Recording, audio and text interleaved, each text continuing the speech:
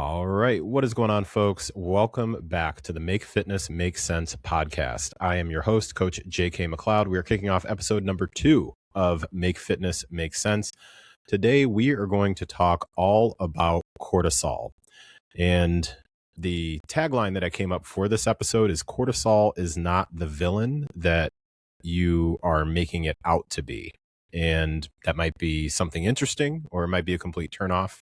And you might already be thinking of all of the reasons why you're like, this dude is wrong. He has no idea what he's talking about. You might be right about all or most of the things that you are thinking. And I'm going to ask you to reserve your final judgment until you hear me out all the way through this episode, where my primary focus is to try to hopefully help you make sense of all of the talk and the content and the constant messaging that you hear around lowering your cortisol and specifically supplements that will help you reduce cortisol. So before getting into today's episode, I, as always, want to say thank you for choosing to press play on the Make Fitness Make Sense podcast. You certainly have no shortage of fitness, nutrition, wellness, and health content that you can and probably do consume. So I truly don't take it for granted ever that you chose to press play on Make Fitness Make Sense. You may also be listening to this particular episode over on the Help Me Understand podcast feed. That is because for those who are not familiar with Help Me Understand and you just found Make Fitness Make Sense, since 2020, I've had a podcast called Help Me Understand. That podcast is still rolling to this very day. What I had found over the past couple of years, probably a year and a half, maybe, is that a lot of the episodes that I was doing on Help Me Understand were skewing more away from what the foundation and the intention was, which was to be more everyday life stuff, including health and fitness, but also things around self-development and parenting and politics and pop culture and sports. And I was skewing just about all episodes towards health and fitness because it's a passion and also a business for me. So instead of continuing to go down that road on a podcast that wasn't intended to always be strictly that, I decided, you know what, let's start a new podcast, hopefully bring some folks over and also invite some new folks to connect with me, my messaging, what I'm all about, which is, just as the title says, making fitness make sense for everyday people. So let's go ahead and dig into it. So as I said, the working title that I've got for this episode is Cortisol is not the villain that you are making it out to be. And I am of the belief here that cortisol at this point has been turned into what I'll call like the new wellness boogeyman. People will hear things like cortisol belly and cortisol face, and your workout is raising your cortisol, and coffee is spiking your cortisol, and stress is ruining your hormones. I believe that the more useful message here is the fact that cortisol is present, or even that it's high, is not immediately a bad thing. Cortisol is a necessary hormone produced for most people in the human body. The problem is not your cortisol going up. The problem is when your body never gets a chance for cortisol to come back down, for your levels to actually return to baseline.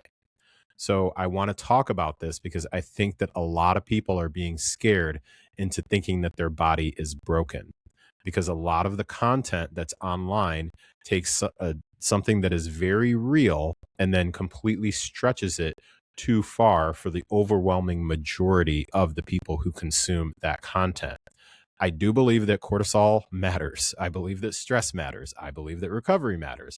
It doesn't mean that every single symptom that we experience is immediately a cortisol problem that we can solve with some sort of a supplement, a drink, whatever the case may be. So first, let's start with an explanation, a very simple and basic explanation of what cortisol is. And it's often called the stress hormone, but that makes people think that it's automatically a bad thing. So cortisol, among other things, it helps with waking up. It helps with your overall stress response. It helps with blood sugar regulation, your available energy, your blood pressure. inflammation, which I'll address in a little bit, and your circadian rhythm, your sleep-wake rhythm. It also helps with that.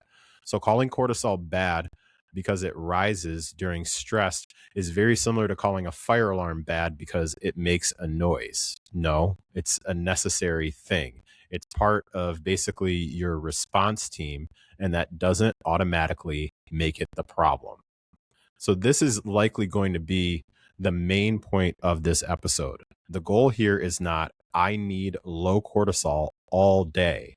The goal is, I want cortisol to rise when it's supposed to rise and then come back down when the job is done.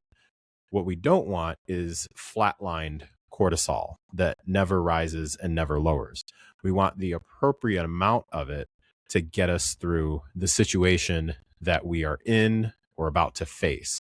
So essentially, cortisol being stuck in the wrong gear is more of the issue than just the cortisol itself. Something that I thought would be helpful here is to take the opposite of what I primarily observe and what folks talk to me about with content. And instead of talking about all of the problems that cortisol causes, I'm going to give you the flip side, a different perspective, potentially for many people, real life situations where you actually do want your cortisol to be in the higher range. So stick with me on this. I got 5 things that I jotted down. So, in no particular order. Number 1, for a real life situation where you do want your cortisol to be higher, one would be waking up in the morning. So, your cortisol levels will naturally rise in the morning. It helps you wake up, get alert, and start functioning. So, this is not something that is automatically a problem. This is a normal thing. So, an example would be something like someone who is waking up early, a parent is waking up early and they're getting ready for work. They're getting the kids moving. They're taking care of a pet. They're packing lunches and getting out the door. That's a very real situation for a good portion of the people that I talk to. So that morning cortisol rise, again, is not automatically to be taken as your body betraying you and fighting against you. It could possibly be, and very likely is, your body helping you actually ramp up for the day. Another example of a real life situation where we potentially would want cortisol to be higher is during a hard workout. So something like strength training can be a stressor. Something like interval training, like a cardio interval style, that can be a stressor. Some sort of hard effort is going to raise your stress hormones. That doesn't automatically mean, though, that the workout itself is harmful. The question to ask is not, did my cortisol go up during this workout? The better question to ask is, can I recover from the workout that I just did? So when we're implementing strength training and higher intensity, higher effort workout programs, that's not necessarily a bad thing. And this is something that I will for sure see as what's being presented as a selling point for discouraging, especially menopausal, perimenopausal women from doing cardio, is you don't want to do too much cardio because it raises your cortisol levels. You don't want to lift too heavy because it raises your cortisol levels. Well, what if I told you that the purpose of doing the higher intensity pieces is to raise your cortisol levels, and the problem would be if those cortisol levels never come down, that being more of the issue. So your workout raising your cortisol does not mean that your workout is bad. Training is to me, a positive stress. That stress plus then the appropriate amount of recovery is actually how the adaptations are going to happen. Okay, third one that I had jotted down. Again, real life situations where we potentially do want cortisol to rise. A real emergency, like you've got a flat out code red on your hands. You want your body alert and responsive in that particular emergency situation. Something where you are in a near car accident.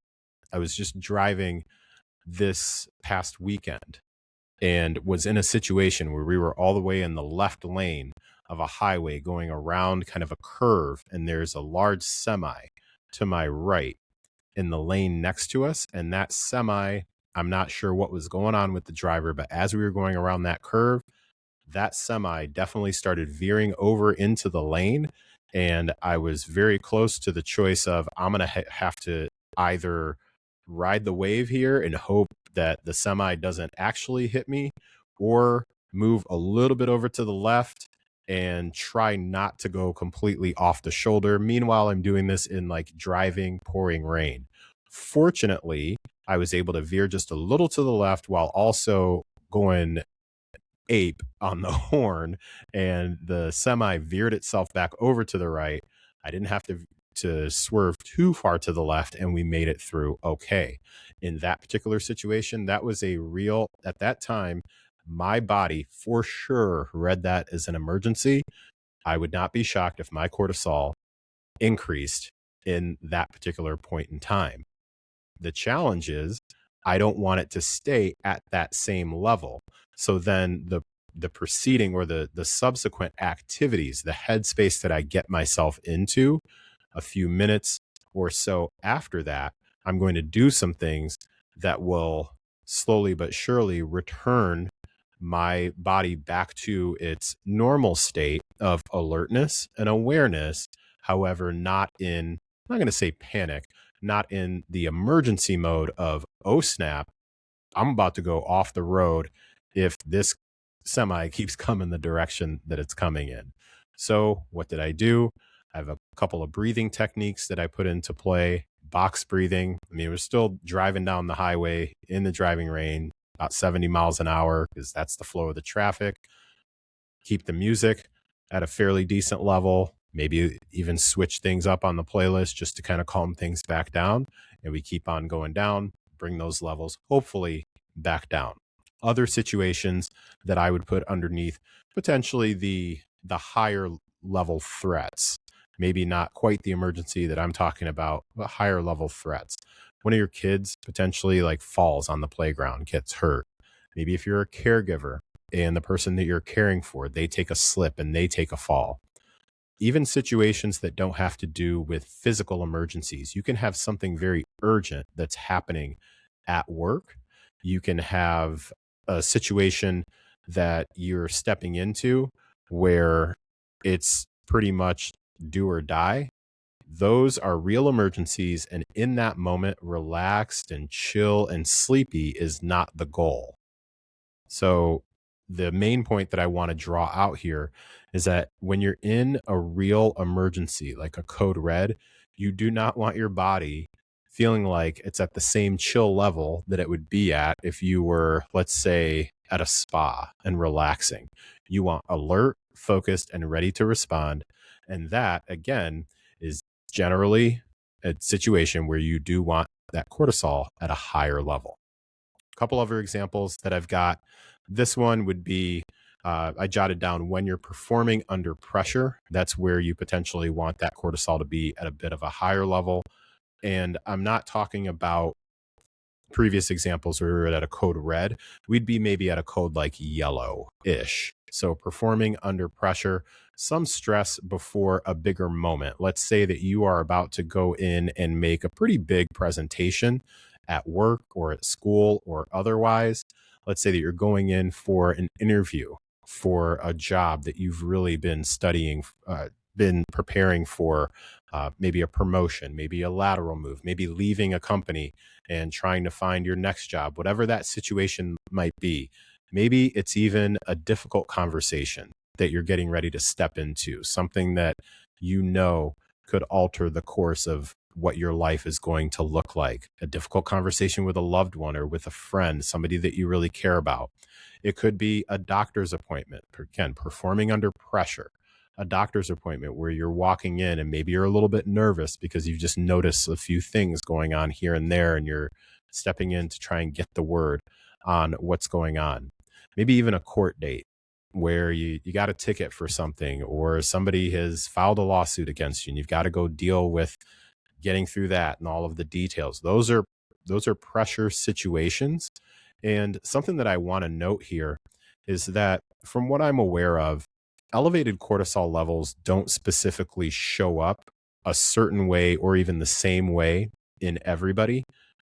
And this one really resonates for me when it comes to the performing under pressure piece, because there can be times where folks are under an immense amount of pressure and you may not necessarily see it on the outside. It doesn't mean that those levels are not increasing on the inside. It doesn't mean that their heart's not beating faster. It doesn't mean that they're not experiencing that adrenaline rush.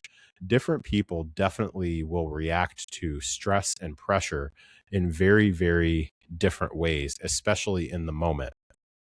I can share with you that for myself, in my role outside of fitness, where I do still work full time in a retail sales environment, there are often times where I'm asked to step into what I consider to be a high pressure and a high stress situation. And if I am allowing how I feel on the inside, the amount of stress and pressure that I feel on the inside, to be immediately visible through my actions and maybe even my words too on the outside, my mannerisms, my body language, then that's going to be detrimental to me in that particular moment, in that particular situation, because I'm being counted on as the leader to, number one, in my opinion, de-escalate whatever situation is going on at that time. Now, we can get into a whole separate conversation about how we handle high pressure situations in a way that's healthy, and it's not, what's the word that I'm trying to say? It's not denying that stress and that pressure. It's basically delaying that stress and that pressure, or the outward expression, I guess, of that stress and that pressure. Let me bring it back in the road here. So again, this was my fourth thing that I had written down: situations where you would expect cortisol to be a bit higher, and that's not a sign of a bad thing. Performance under pressure. So the goal there is not to feel like you have zero stress before stepping into a pretty important situation. Sometimes that pressure is your body helping you, as the kids say, lock in and really stay focused. All right, the last one that I have jotted down here, as far as a time where higher cortisol may be a benefit to you, is when you're sick, you're injured, or you happen to be healing from something. The body does need a stress response during periods of illness, injury, or physical trauma. Cortisol at its base will help you regulate inflammation and energy availability. This is something that I did a deep dive into back on a previous episode of Help Me Understand. That is going to be episode 227. I'm going to link that in the show notes. It's called Let's Talk About Bloating and Inflammation. So if you're interested in digging into that particular aspect of it, then I did a deep dive on that quite a while ago. That would be 70 something episodes ago. Subtle flex. I just wanted to throw that in there. Again, the issue here is not that the cortisol itself exists. The issue is whether the system is appropriate for the particular situation that is at hand. So a very straightforward example would be if you're recovering from some sort of a surgery, if you're fighting an infection, you're dealing with an injury, or maybe you're healing after some sort of physically stressful event. Keep this in mind. So when your body is dealing with illness or injury, cortisol is part of your body's response team. You do not want no cortisol. You want the right amount at the right time. Okay, so those are my 5 things, or 5 situations that I think for most folks will be relatable enough that at least one, if not maybe all 5, are situations, scenarios that you could for sure picture yourself in. And those are all scenarios that are not necessarily scenarios where you want low cortisol. You want cortisol to actually do its job. Like, that's what it's there for. Now, let's talk about some of the fear mongering that I believe is going on out there in the internet streets when it comes to cortisol. Number one on my list here, or the main thing on my list, is this content that is all focused on the cortisol belly. This is where I believe that social media gets hella messy, because belly fat can be related to a bunch of things.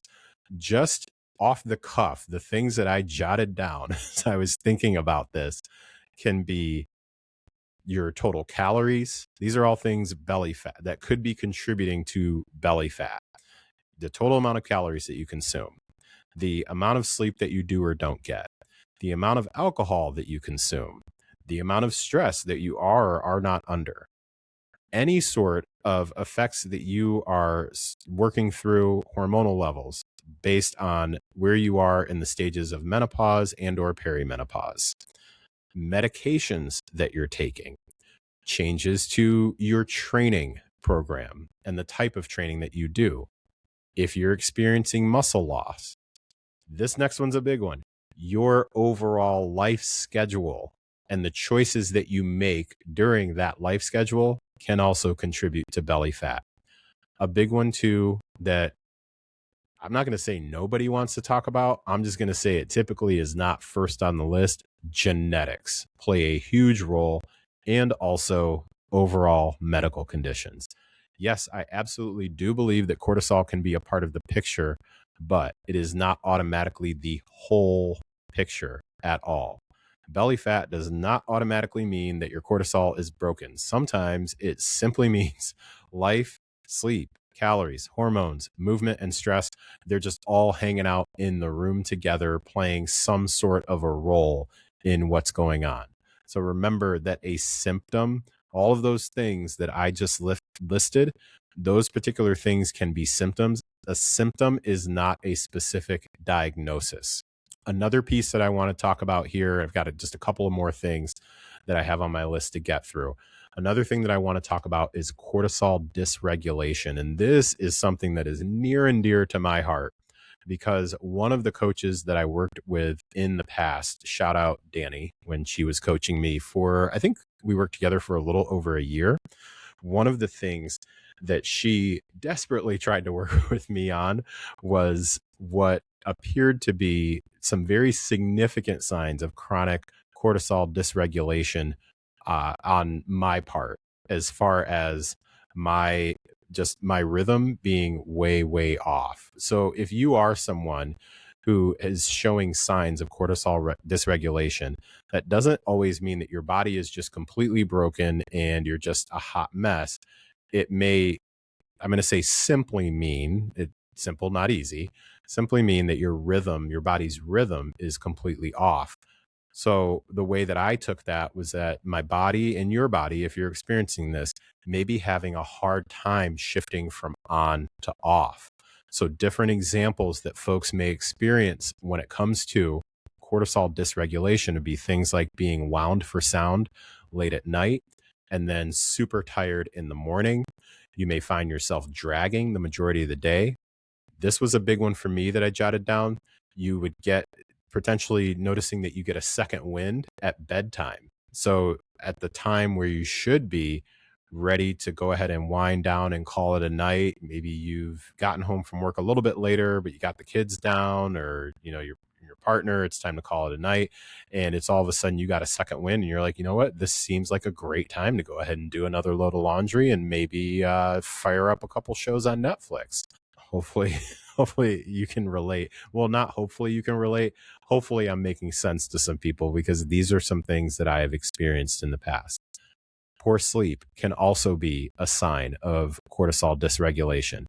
If you're feeling constantly on edge, or maybe you feel like you have a hard time relaxing, even where there's nothing specifically urgent that's happening, I just want to let you know that this is not immediately some sort of a sign that your body is broken. It could be a sign that your body is under recovered from the activities and or stressful situations that you've been in. So sometimes the issue is not one stressful thing, it's the totality of the load that you're currently carrying.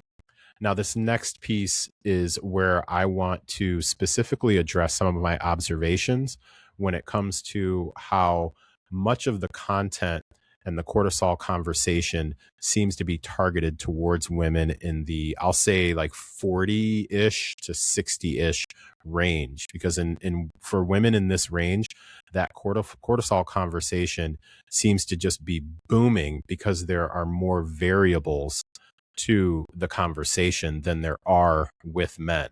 So there are things that I believe really overlap because you have women that in that particular age range tend to be somewhere in the perimenopause to menopause range.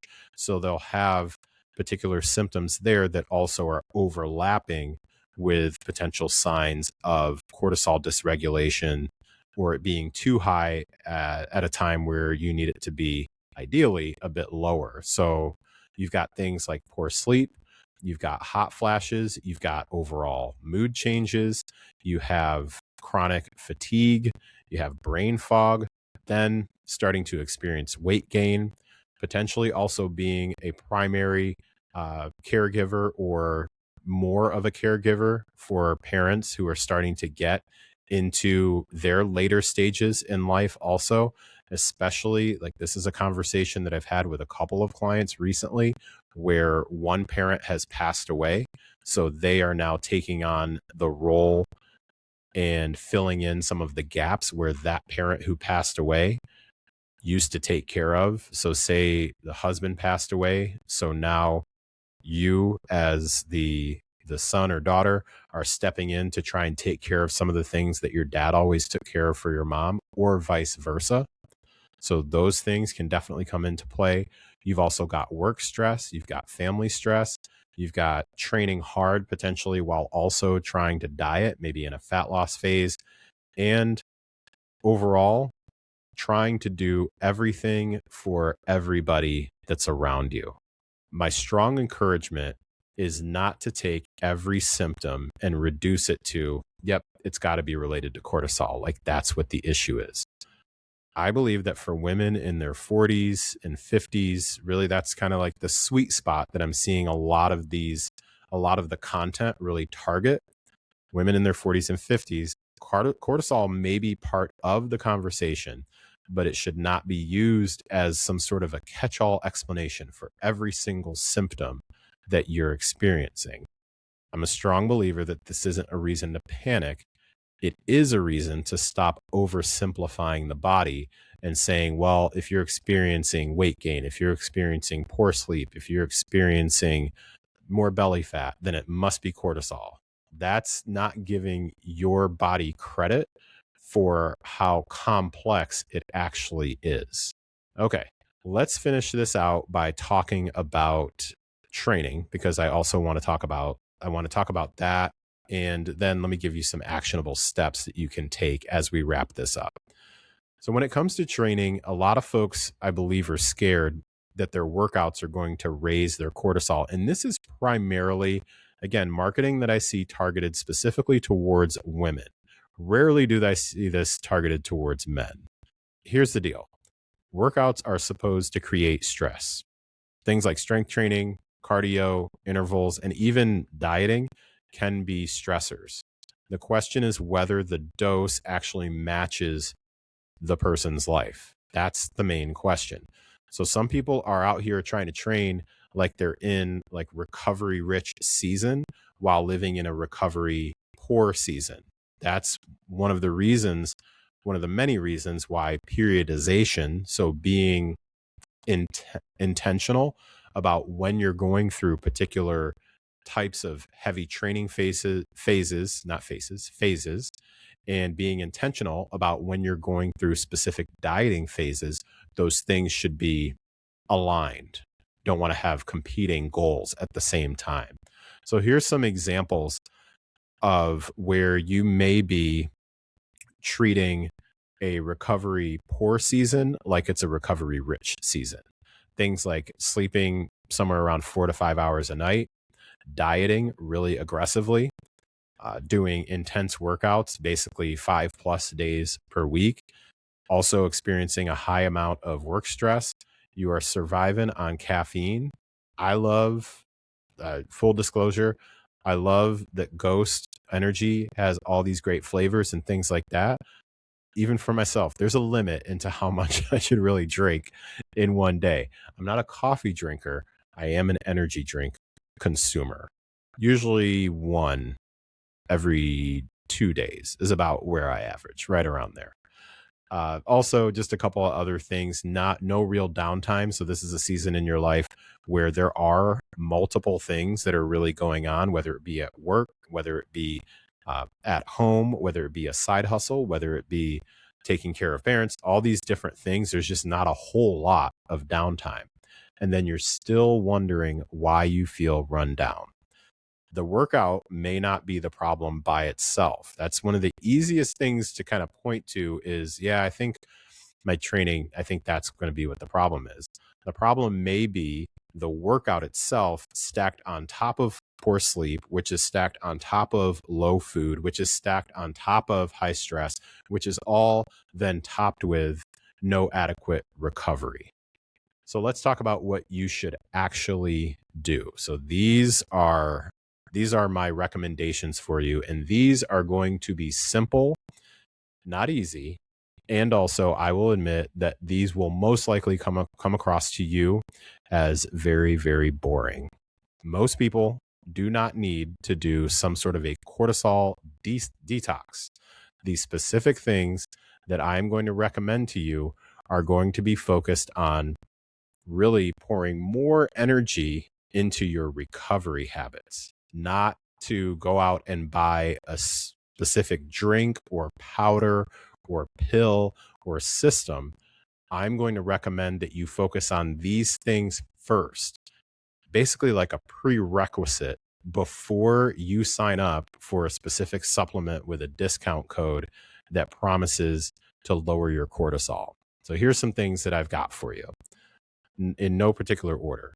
More consistency with your sleep pattern, identifying a specific bedtime, a bedtime range.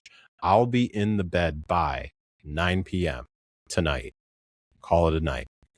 An earlier caffeine cutoff. This is one that helped me immensely. Setting a particular time where it's like, no matter what, rarely am I going to consume caffeine after. It's usually 1 p.m. and I'll straight up say right now it's about 12:39. It's 12:40 p.m. right now, and I likely am still going to have some caffeine at lunch. I do have a bit of a later night. And also, I strongly recommend give yourself some sort of an earlier caffeine cutoff. Like if you are someone who is consuming caffeine maybe with your dinner, or you have a cup of caffeinated coffee after dinner, that's something you would likely want to reconsider if you are experiencing some of the different things that we've talked about where it's possible that your cortisol levels are high at a time where you don't want them to be high. Also, some other things that I would recommend taking some action around. And this is not like a fully exhaustive list of do all of these things.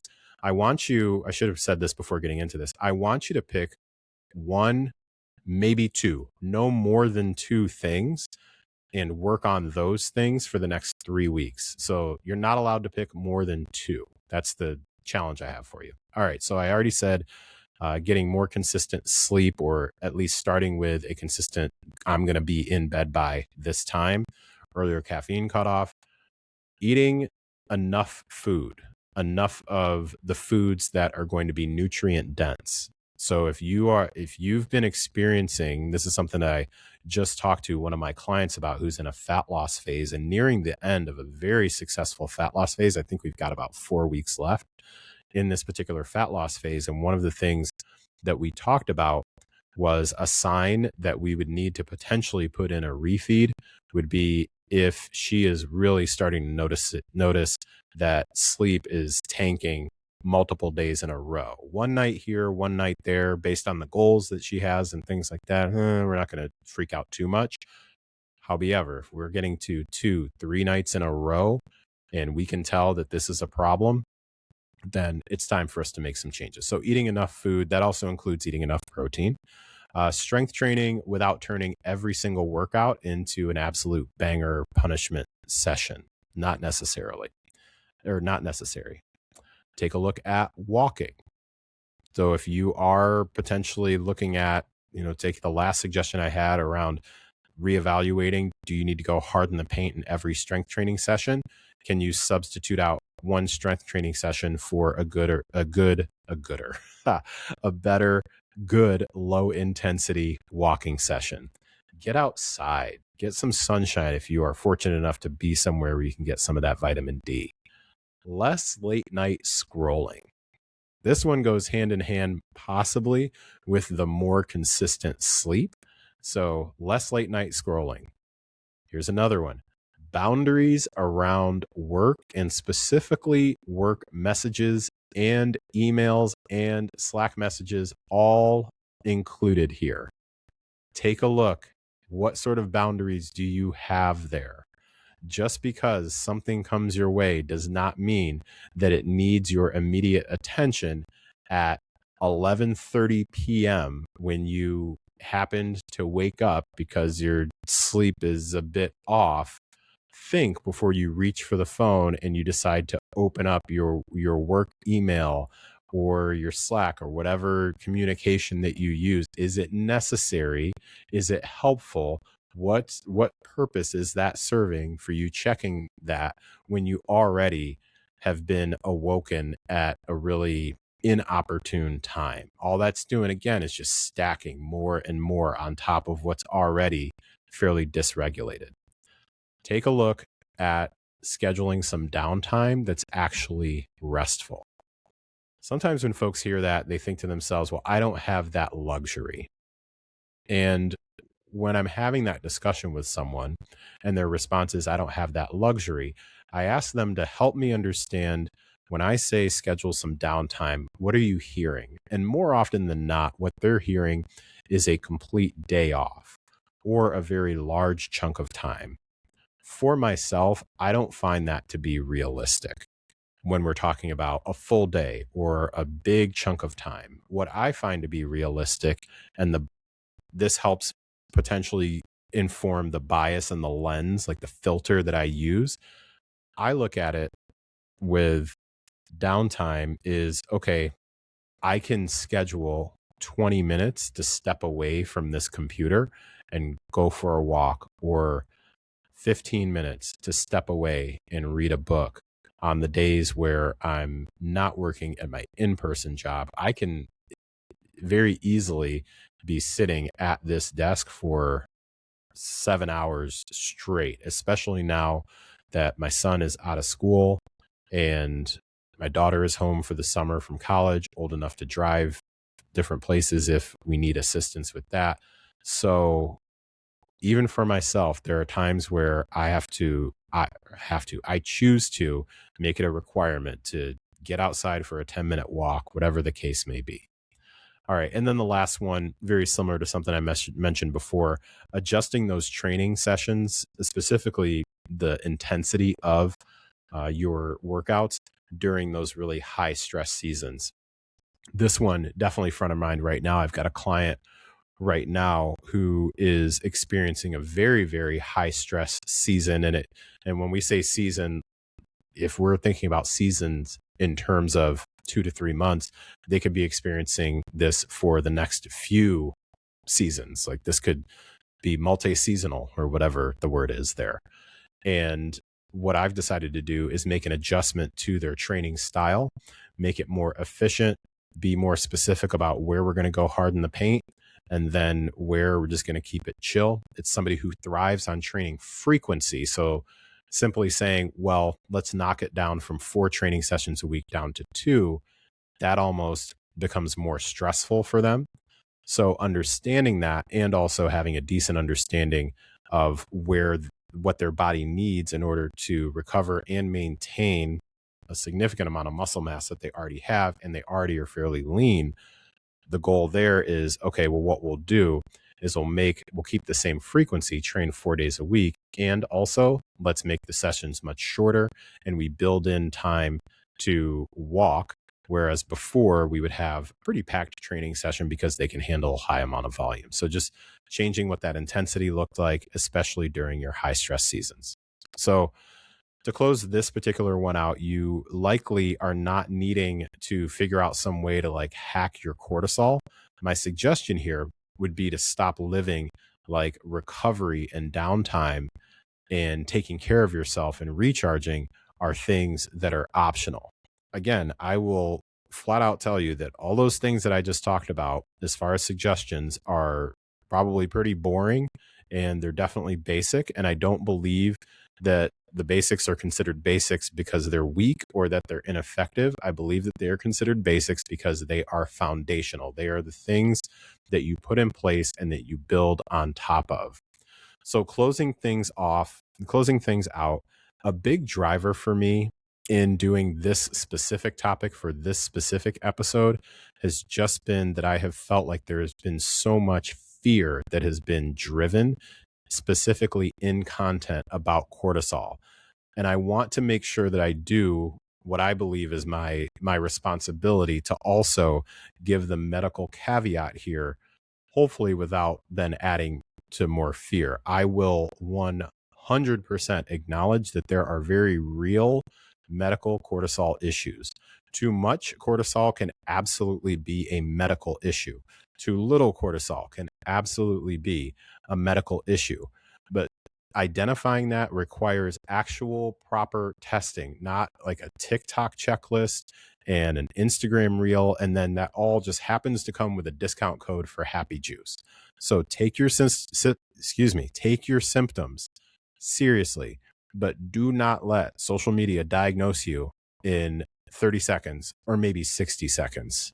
If you find that you have symptoms, struggling with words, if you find that you have symptoms that are persistent, they're unusual, or they're concerning, that is a medical conversation. That is not a supplement store guessing game and something that you diagnose based on somebody with a banging body on Instagram who happened to mention 3 things that you're experiencing. So that means that you need their supplement, their juice, their pill, their detox powder for the next 7 days, and that's going to fix everything.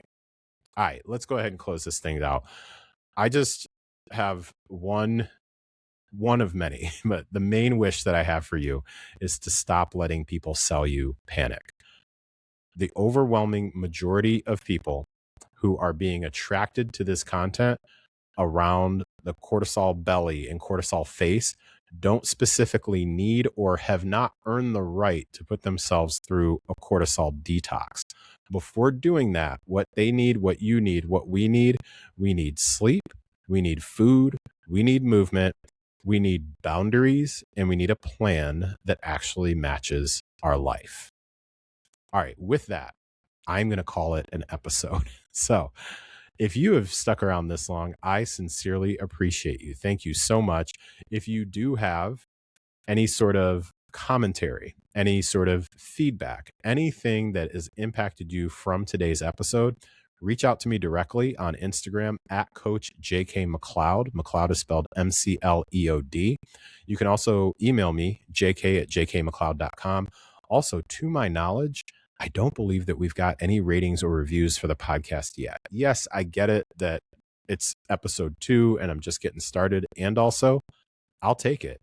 I would prefer that it be 4 stars or better. However, I'll just take the action now. So would really appreciate it if you left a rating and or a review. Pass this on to a friend, pass it on to an enemy because you just want them to calm down a little bit, you know?